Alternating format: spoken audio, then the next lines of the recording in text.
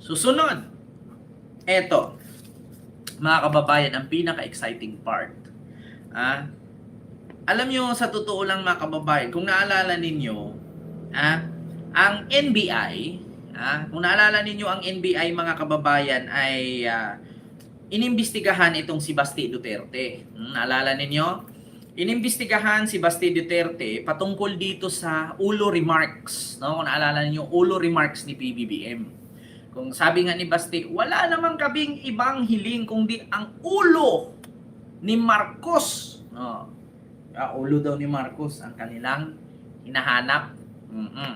Ngayon mga kababayan, gusto kong reaksyonan itong si Attorney Respicio. Kasi mga kababayan, hindi to pwede itong ganito eh.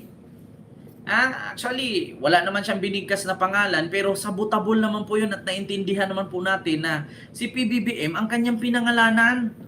Ang kanyang... Magkakaroon. Ito mga kababayan Wait lang mga kababayan. Pakinggan nyo ha. Ito mga kababayan. Magkakaroon ng revolusyon kabsat. Magkakaroon ng revolusyon kabsat. At nakataya yung ulo mo at hahabulin ka ng taong bayan. Worse ang mangyayari sa'yo kaysa nangyari sa tatay mo. Kaya mag-ingat ka sa mga ginagawa mo ngayon. Magkakaroon ng revolusyon kabsat. At nakataya yung ulo mo at hahabulin ka ng taong bayan. Worse ang mangyayari sa'yo kaysa nangyari sa tatay mo. Kaya... Ngayon, tanungin ko kayo mga kababayan. Ngayon tatanungin ko kayo, sino ba ang kanyang sinasabihan dito? Si Sara, si Pulong, si Baste, o si BBM? Comment mga kababayan. Comment down below. Ako nagre-react lang ha. Nagtatanong ako. So, kung si Baste man, ang kanyang sinabihan dito, walang problema kasi magkaibigan naman sila. Andun, DDS naman to eh. Kung si Sara man, wala rin kasi magkaibigan sila. Pero kung kay PBBM man niya yan gustong iparating, iba na yan. Kasong sedisyon yan. Dapat manghimasok na dito ang CIDJ, pati ang NBI. Bakit? Kasi dito sa kaniyang mga sinasabing salita, mga kababayan, eto. Magkakaroon ng revolusyon kabsat. At nakataya yung ulo mo. Magkaroon ng revolusyon kabsat. At nakataya yung ulo mo. Yung ulo na sinasabi niya, which is yan din yung ulo na sinabi ni Baste, na si Marcos. Tapos, ito pa mga kababayan. At hahabulin ka ng taong bayan. Sino ba yung tao na yan na hahabulin ng taong bayan? Magbigay tayo ng example. Wala namang ibang taong hahabulin ng taong bayan, either mataas ang posisyon mo, either vice president ka, president or senator or house speaker. Kasi nga, yan lang naman ang hahabulin ng taong bayan or else, yung manager ng Bangko Sentral, or else, spokesperson, or else, sino pa? Basta miyembro ng gabinete, miyembro ng mataas na posisyon. Taong bayan ang maghahabol. Pero kung mayor ka lang naman sa isang lalawigan, congressman, hindi ka hahabulin ng taong bayan. Hahabulin ka ng iyong nasasakupan. Pero kung presidente ka, vice president, senator, ay talagang taong bayan na ang maghahabol sa iyo kasi national ka eh. So, ang ibig sabihin dito ni Respicio, itong taong itong kanyang pinagbantaan na hahabulin ng taong bayan ay nasa national politician lineup. No, na hahabulin ka ng taong bayan at magkakaroon ng revolusyon. Sino ba yung mag-benefits ng isang revolusyon? Presidente or vice president. Worse ang nangyayari sa iyo kaysa nangyari sa tatay mo. Worse ang mangyayari sa iyo kaysa sa nangyari sa tatay mo. So ibig sabihin, sino ba yung nangyari ng tatay na naging worse ang pangyayari? Di ba si BBM lang naman? Di ba si Apo Lakay lang naman ang worse na nangyari na ipinalayas ng, alam nyo na, ng Aquino administration at nag-exile sa Hawaii? So ibig sabihin, sa madaling salita, si BBM ang kanyang pinaparinggan sa salitang ito. Pero mga kababayan, kapag mga ganitong usapin kasi may pagbabanta, tapos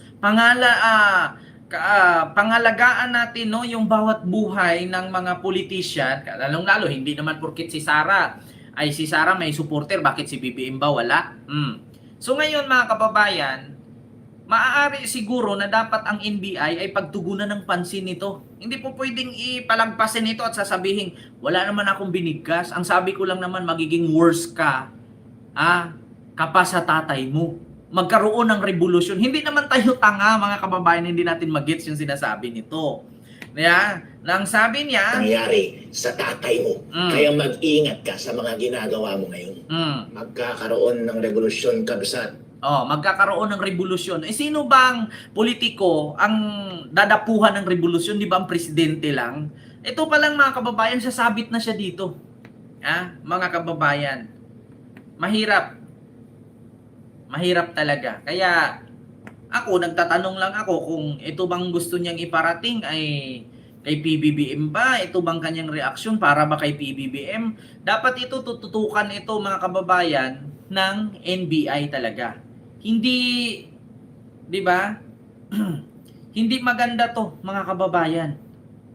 Ma'am Chaicher, Mamulait, Sir Dante, Ma'am Ana Estrabon, ayan, Amy Alhambra, and kay Nanay Minda, BM Vicen, ayan, Ninita Beltran, Wilfrida Bunacqua, ayan, and kay Perlita Zamora, Miguel shout out po. Mahirap talaga mga kababayan. Ilocano brother, Tagalog. Yung kabsat. Sa Tagalog pala ng kabsat, kapat Ilocano brother. Yun ba yun, kabsat? Kabsat. So ibig sabihin, sino bang Ilocano? Alam mo, hindi natin pwedeng sabihin, ikaw Baste, kabsat. Hindi naman Ilocano si Baste, Bisaya yan. Davao yan eh. Nako, mga kababayan, mahirap ito. Ako po'y nananawagan sa NBI. Ako din po'y nananawagan sa sa CIDG, DILG at saka sa PNP na sana, di ba? Sana mga kababayan, brother or sister in Ilocano. Ganun ba yun, Ma'am Marilu Raganit? Di ba? Naku, pero dapat yan makasuhan, di ba? Kaya nga sabi ko sa inyo mga kababayan, dapat talaga dito pagtugunan ng pansin. Kasi bakit? Kung naalala ninyo mga kababayan, no? Ito, i-search natin ha. Yung sabi nga ni Baste na ulo ni BBM, iniimbestigahan ng iniimbestigahan ng NBI. Ito, ulo ni PBBM, NBI, Baste Duterte. Ayan mga kababayan, ito. Saan ba yun? Ito, mga kababayan, pakinggan natin. Bagay, sasabihin na naman metaphor or what? Well, yung mga ganyang bagay, sasabihin na naman metaphor or what? But as Armandi, we always mindful of the security of our president at babantayan natin yan at kailangan natin sigurong imbestigahan ng mas maayos para malaman natin kung ano talaga ang intensyon. Sapagkat sa nakikita ko ngayon, parang paulit-ulit nanggagaling sa kanilang pamilya. Noon si Vice President Sara, ngayon si Basti naman, ang sinasabi lagi, yung ulo lagi ng presidente yung binabanggit nila. So, sabi ko nga, palalalimin natin at titingnan natin ito kung anong direksyon ang talagang tinutumbok ng mga pananalita na ganyan. We are reviewing it at tinitingnan natin kung kinakailangan gawin yan. But kung umabot sa ganung sitwasyon, we will not hesitate na magpadala ng subpoena para siya mismo magbigay linaw. Naku! Well, yung mga ganyang bagay, diba? Isang ulo lang naman ang kailangan namin. Ang ulo ni Bongbong Marcos. Isang ulo lang naman ang kailangan namin. Ang ulo ni Bongbong Marcos. Kita nyo? Isang ulo lang naman ang kailangan namin. Ang ulo ni Bongbong Marcos. Yan na nga mga kababayan. Yan ang tawag dito, sinasabi ko sa inyo. Actually kasi mga kababayan, si Respicio nandoon yun eh. Si Respicio nandoon yun. Kasama siya dito sa San Juan. Ito, wait lang ha, may ads lang mga kababayan. Pahayag ni Baste. Pinalaga ng Malacanang ang sinabi ni Davao City Mayor Baste Duterte na self-destruction daw para kay Pangulong Bongbong Marcos sa pagpapaimbestiga sa flood control projects. Saan nagbukas ng usapin ng flood control? Samantalang NBI naman kumambyo na hindi lamang ang mga pahayag ni Davao Mayor Baste Duterte laban sa Pangulo ang iniimbestigahan. Narito ang balitang kumpirmado sigurado mula sa Manila. Hatid ni Radyo Patrol, Bert Dizon. Bert! Diba? Sabi ko sa inyo mga kababayan, delikado ito si Attorney Respicio. No? Baka isa ito sa ipatawag ng NBI. Hindi ko sure. Hindi natin alam. Kasi ako pag nagbitaw ng salita, nagkatotoo eh. Hantayin na lang natin. Siguro mga 1 week from now.